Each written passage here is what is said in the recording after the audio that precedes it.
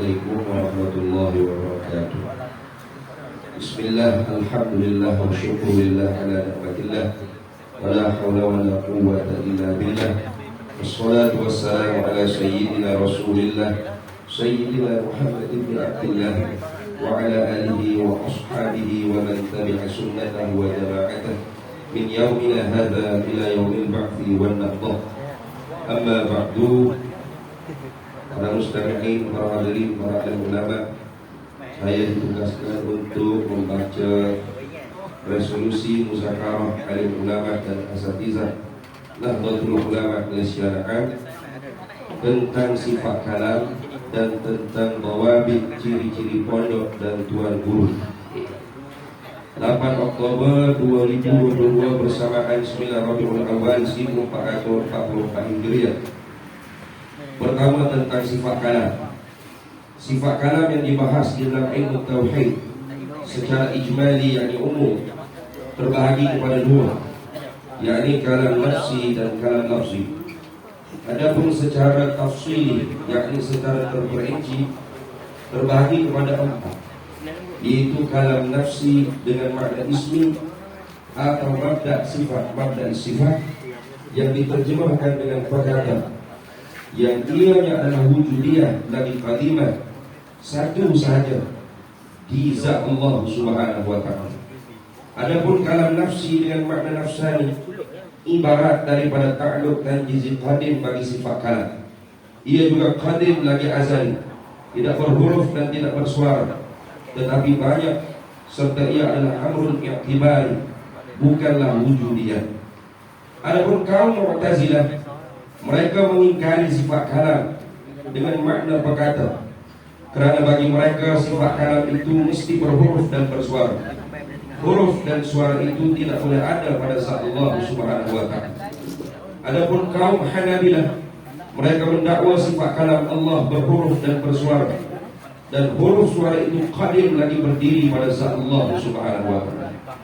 Jelas sekali isi kandungan kitab Baquratul Amani karangan Al-Mudaqqib Syekh Wan Ismail Al-Faddani, yang lebih dikenali dengan Syekh Pak Da'i Mekah, dan kitab-kitab yang dikarang oleh muridnya, yaitu antara lain ia Syekh Wan Abdul Qadir Al-Faddani, yang lebih dikenali dengan Ayat Iskar, tidak termasuk dalam dua golongan sesat tersebut, dan tidak termasuk dalam kelompok Karamiyah atau Hasyawiyah yang sesat, yang mendakwa kalam Allah hanyalah kemampuan untuk berkata-kata, jadi qudratu ala takallum, namun tidak ada berkata-kata nafsani. Ini jelas sekali pengajian yang diajar melalui kitab seumpama Baquratul Amani mensabitkan, menetapkan kalam nafsani itu qadimah, tidak berlambatan antara mabda kalam dengan ta'alluqnya yang tanjizi qadim, sebagaimana sifat ilmu yakni pengetahuan tidak berlambatan antara sifat pengetahuan dengan ta'alluqnya mengetahui. Pengetahuan dan mengetahui itu masing-masing adalah qadim, tetapi yang wujudiyahnya adalah pengetahuan. Adapun mengetahui itu ialah ibarat daripada ta'alluq sifat pengetahuan tersebut. Demikian jugalah sifat kalam. Adapun kalam lafzi secara tafsilinya, yakni secara terperincinya, terbahagi dua pembahagian juga, yaitu kalam masdari dan ma hasala bil masdari, dan kedua-duanya adalah baru.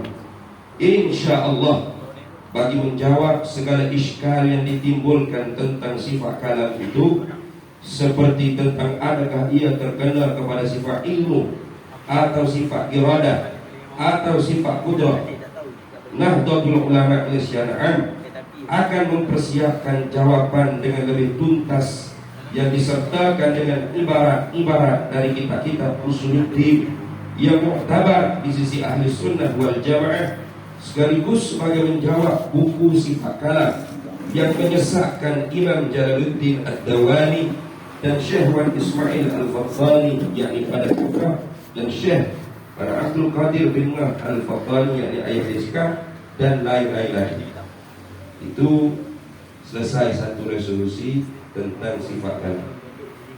Kemudian resolusi yang kedua tentang ciri-ciri pondok dan tuan guru.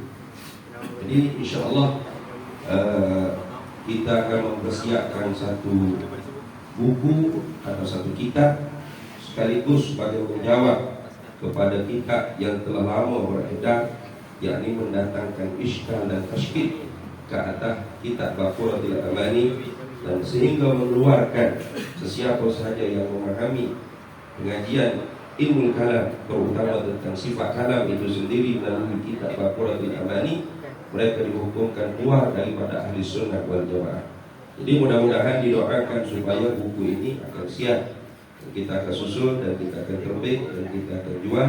Mudah-mudahannya menjadi satu bahan ilmiah dan sebagai pedoman di kalangan talibul ilm, para asatizah dan para pengkaji ilmu dan selain.